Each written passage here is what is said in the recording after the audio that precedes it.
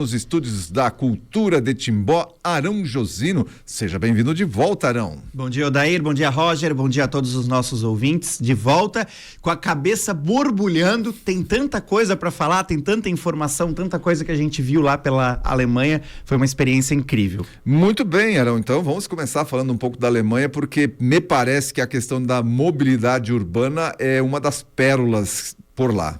Exatamente, Odair. Vindo para Timbó, saindo de Ascurra hoje pela manhã e vindo para Timbó, ouvindo, é evidente, o Repórter Cultura, ouviu o Júlia e você falando sobre a questão do transporte coletivo, no Boca do Trombone, de algumas pessoas reclamando justamente da dificuldade de transitar entre as cidades. Isso na Alemanha é algo impensável de se imaginar aquilo que nós vivemos aqui.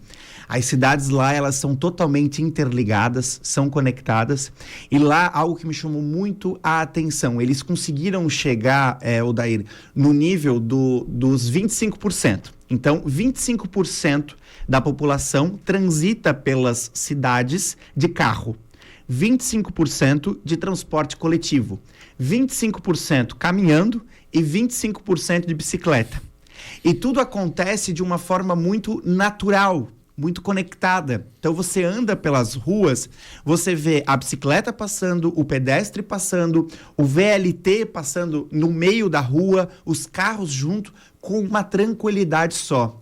E as cidades, todas elas são integradas. Então, quando nós falamos em desenvolvimento regional, quando nós falamos em os nossos municípios crescerem de uma forma padronizada, automaticamente você fala sobre mobilidade urbana. É inaceitável que um jovem que more em Doutor Pedrinho não consiga se deslocar, por exemplo, para Blumenau para fazer uma universidade, que é a cidade polo hoje do ensino superior para a nossa região. E isso na Alemanha é muito consolidado. Para teres ideia, inclusive escolas de ensino médio. Escolas de ensino médio você não encontra em pequenos municípios. Lá na Alemanha é muito comum cidades pequenas, cidades de 5, 10 mil habitantes. Esses municípios, essas cidades, eles não têm escolas de ensino médio. Os alunos, eles se deslocam para os grandes centros, onde você tem o ensino técnico, já voltado, inclusive, ao desenvolvimento da indústria, né? Então, por isso que o transporte funciona e funciona muito bem. Algo que nós, enquanto Associação de Municípios, a ANV, nós estamos trabalhando muito. Então, um dos motivos de nós termos ido, inclusive, para a Alemanha, foi por isso.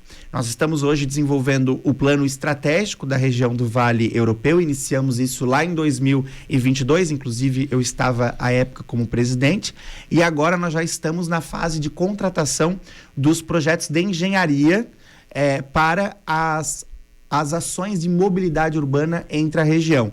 Queremos não copiar, porque a gente sabe que a realidade da Alemanha é muito diferente da nossa, mas nós queremos buscar referências, nos espelhar, para que de fato nós tenhamos uma mobilidade urbana na região do Vale Europeu, muito parecida com aquilo que o distrito de Karlsruhe vive hoje lá na Alemanha e que garante o desenvolvimento de todos os municípios. Pois é, quero mandar um abraço ao prefeito Flávio Bussi. Ontem tive o prazer aí de participar de um evento aqui na cidade com ele, com a sua esposa Alessandra. Um abraço, Flávio. E o Flávio vai vir aqui no programa também para contar a sua experiência na Alemanha e o que vai, podemos ter aí de expectativa para Timbó e para nossa região. Afinal, participou dessa missão lá na Alemanha, no distrito de Karlsruhe. Inclusive, o prefeito Flávio já fez um encaminhamento muito interessante junto com um dos municípios lá, o município que tem mais ou menos o porte do município de Timbó, é uma prefeita lá. Bruchau. E essa relação, ela abre portas por quê? O governo alemão, ele investe muito na questão da sustentabilidade. Um assunto, inclusive, que a gente pode falar aqui nos próximos programas. O Brasil ainda acha que sustentabilidade, que respeito ao meio ambiente, é pauta de esquerda. Na Alemanha, isso não existe. Na Alemanha, sustentabilidade e meio ambiente é tratado como prioridade por todas as ideologias políticas. A Alemanha tem um compromisso muito grande com as questões climáticas e com a questão da energia, da energia renovável. E o governo alemão, ele investe em programas que tenham o objetivo sustentável no sul global, ou seja, nos nossos países aqui de baixo. né? Mas para que eles invistam esses recursos, os municípios, por exemplo, aqui do Brasil, precisam ter relações institucionais com os municípios da Alemanha. Como que é feito isso? Primeiro é o namoro, que a gente chama, né? Que é o protocolo de intenções, que foi aquilo que o prefeito Flávio assinou com Bruchal na semana passada. Assinado esse protocolo de intenções, as câmaras de vereadores precisam aprovar. Então agora o prefeito Flávio vai encaminhar para o Legislativo Municipal aqui e a prefeita de lá vai encaminhar para a Câmara de Vereadores dela. Se as câmaras de vereadores aprovarem, os dois municípios se tornam irmãos. A partir disso, Timbó pode apresentar projetos de captação de recursos voltados à sustentabilidade junto ao governo alemão, né? Então, existe um fundo para isso. Então, com certeza, abrem-se portas. O prefeito Flávio fez uma relação muito boa lá na Alemanha. O prefeito Flávio já chegou, já puxou a prefeita para conversar, um inglês meio arranhado, mas as coisas aconteceram bem, muito bem e avançaram muito, e tenho certeza de que Timbó abre uma porta muito interessante por lá. Muito bem, a gente vai conversar sobre isso com o prefeito Flávio Bussi aqui na semana que vem, com certeza. Vamos adiante então, Arão, com a nossa pauta aqui, e um dos assuntos para a gente conversar hoje, essa situação aí do fim da reeleição. Inclusive, na CCJ do Senado, né, foi aprovada aí uma proposta que vai seguir para as outras comissões e depois para o plenário do Senado e depois para o plenário da Câmara dos Deputados. Enfim, tem muita água para rolar ainda, mas 5 anos para todo mundo, um processo de transição aí até 2034. Como é que você está vendo isso tudo? É um processo muito demorado, mas que bom. Tivemos avanços. Eu fiquei surpreso, na verdade, quando eu vi, lembrando que a CCJ ela não analisa o mérito, né? A CCJ ela analisa se é constitucional, se não é, se o texto está montado seguindo a Constituição brasileira. Mas a CCJ aprovando já é um passo importante. Eu vejo quatro pontos nessa alteração que são importantes. A primeira delas, a gente sabe que quando você tem a possibilidade de reeleição, você fica amarrado. Porque quando você é eleito prefeito, governador, presidente da República, automaticamente você já está pensando na reeleição.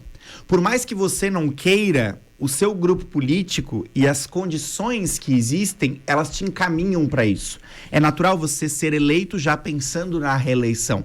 Por mais que você, em alguns e vários momentos, tenta fugir disso, que eu já vivi isso na pele, senti na pele, né?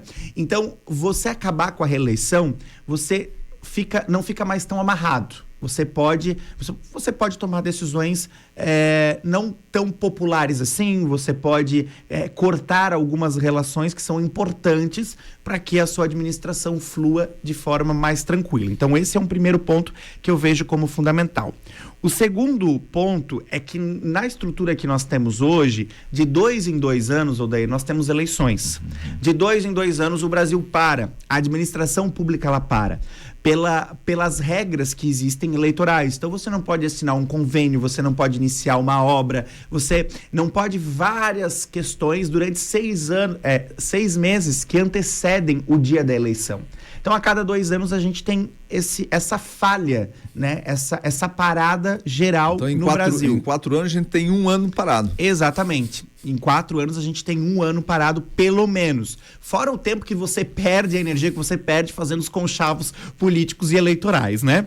O terceiro ponto, que é essa nova mudança que se propõe hoje no Congresso, é a questão da renovação.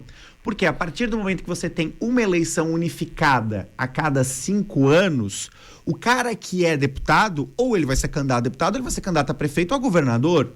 Ou seja, vai abrir vaga, né? Hoje o cara que é deputado, ele fica muito tranquilo. Não, eu vou ser candidato a prefeito, porque se eu perder a eleição, já volto pro mandato, tá tudo certo.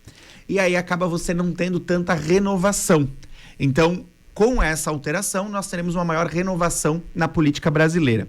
E o quarto ponto é evidente, a economia. Uma eleição custa cara, custa muito caro. Imagina o TRE, né, fazendo essa mobilização no Brasil inteira de urnas, de equipes de trabalho, de logística. Então você teria uma economia muito grande unificando as eleições. Eu vejo como uma proposta interessante, dei uma lida na ideia, tiveram algumas alterações na CCJ, alterações importantes, porque se queria mandato para o Senado de 10 anos, né? Unificou-se para 5 para todo mundo. Unificou 5 anos para todo mundo. Então, eu entendo que é um projeto que pode avançar sim, que vai melhorar muito as condições eleitorais do Brasil e torço para que dê certo.